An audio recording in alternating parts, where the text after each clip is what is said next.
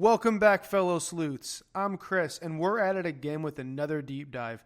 Sunny episode 4 really flipped the script on what we thought we knew. So in this video, we're going to touch on what Masa's goal might be, the reach of the Yakuza, and oddly enough, Sunny's emotions, or even her humanity.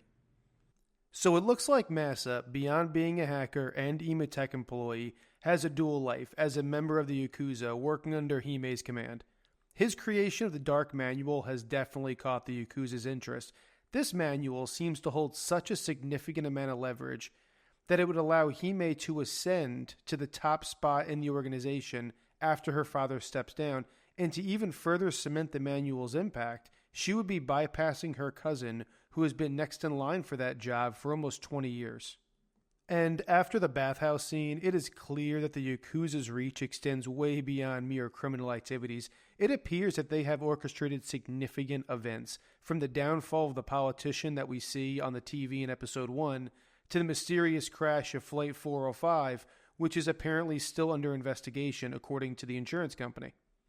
The question is, why would the Yakuza bring down the plane that Masa was on if they are so desperate to obtain the Dark Manual? And I have a theory for what happened, so hear me out. Masa created the Dark Manual while in isolation, and his father, Shigeru, was able to get him to come out and recruited him to join the Yakuza. Now, the Yakuza were able to use the code Masa created that allows bots to harm people to take down the politician mentioned. And after the incident in the Yellow Room, Masa decides that he wants to leave the Yakuza.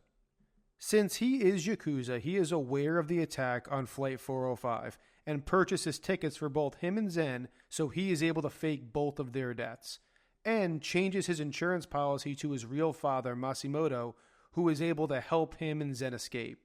Noriko knows about the plan, so she's following through with all the traditional funeral arrangements, but almost breaks down and calls Masimoto, who I think in her phone is do not answer.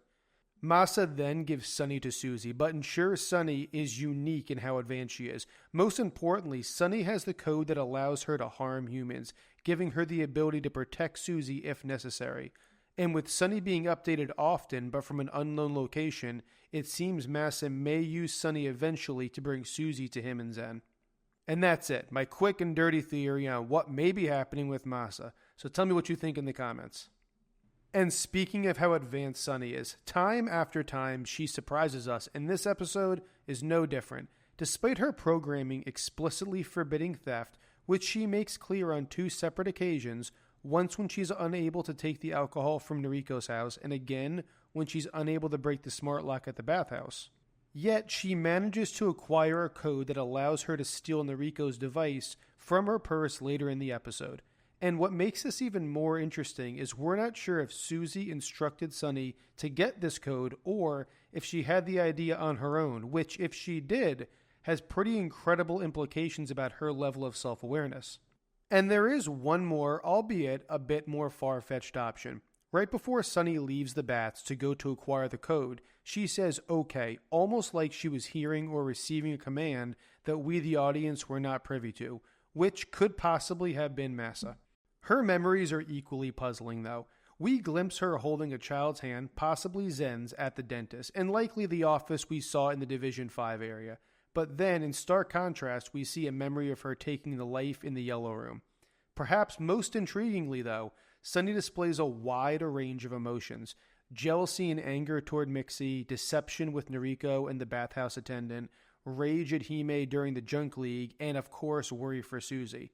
For an AI, Sunny is indeed an anomaly if she truly experiences these emotions. So if nothing else, this show is taking us down a philosophical rabbit hole. And that will wrap it up. As usual, we want to hear your thoughts. And if you have a question that we did not cover, drop it in the comments so we can discuss it. And if you like what we're doing, let us and the algorithm know by liking and subscribing. Until next time, stay sleuthy.